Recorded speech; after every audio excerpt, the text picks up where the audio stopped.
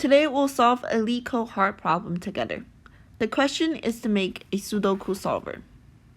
Sudoku is a popular Japanese logic game where the objective is to fill a 9x9 grid with digits such that each column, each row, and each 3x3 subbox contain all the digits from 1 to 9, each digit appearing exactly once.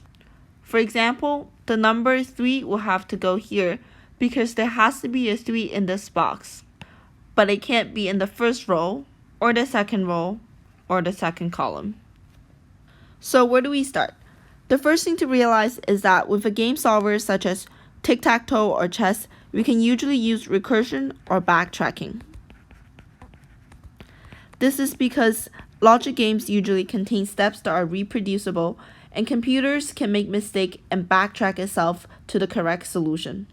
So let's formulate one step first. We'll use the current board as an example. Starting from the first empty cell, I just need to make sure that the number I put down here hasn't appeared in its row, column, and box.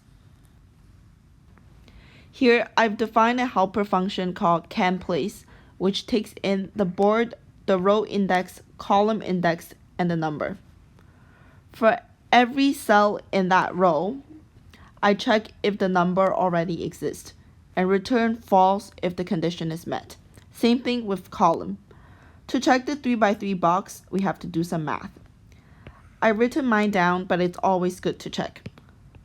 So I'll call this A and call this B. Let's use this cell as an example. It has a row index of 0 and a column index of 2.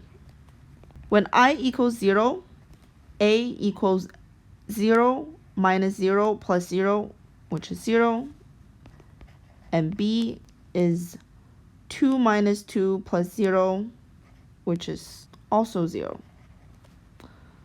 So that's the first cell here. When I equals 8, A equals 0 minus 0 plus 2, and B equals 2 minus 2 plus 2, so 2, and that's this cell here. So we are correct. Once we have the basic step down, we can move on to the main logic. The idea is that I can iterate through my options and try moving forward with the board until I hit a dead end. For example, I can try the number 1 here, and I can't write 1 again, but I can try 2, and then 6 here.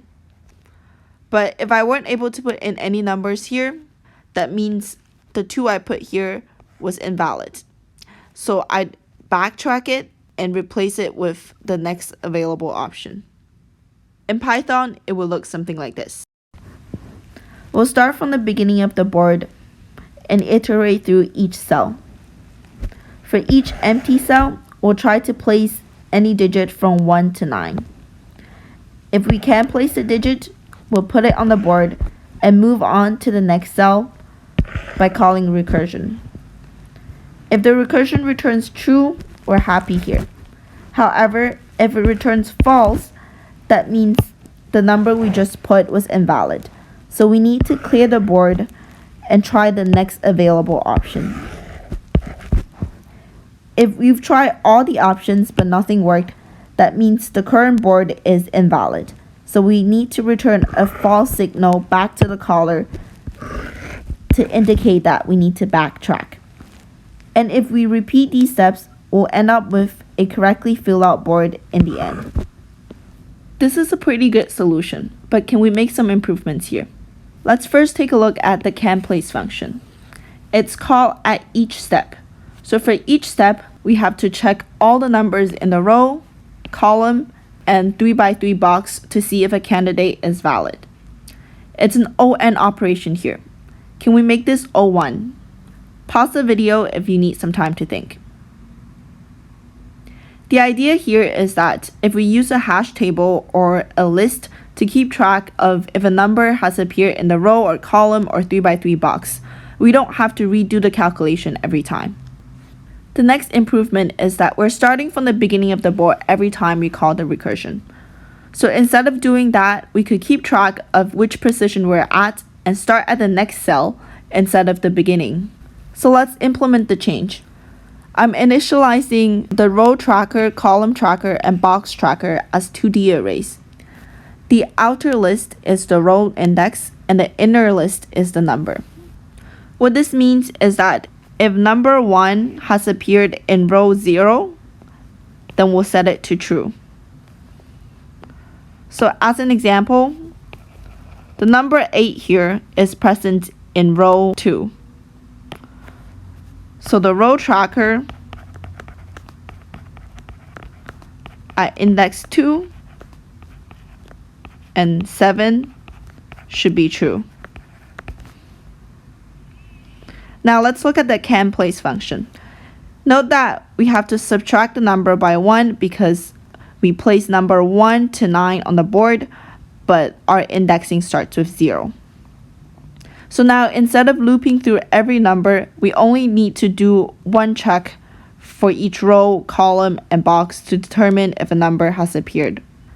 As we move along the steps, we also need a way to update this hash table. So I've created a helper function called update trackers, and it takes in a Boolean value forward. If we want to add a number, we'll set the corresponding position in the row tracker, column tracker, and box tracker to true. Otherwise, we'll set them to false. So now let's make some adjustments to the old function. First, we need to add a pre-step here to initialize the board with the existing numbers. Since we don't want to start from the beginning of the board each time, we'll remove the loops here.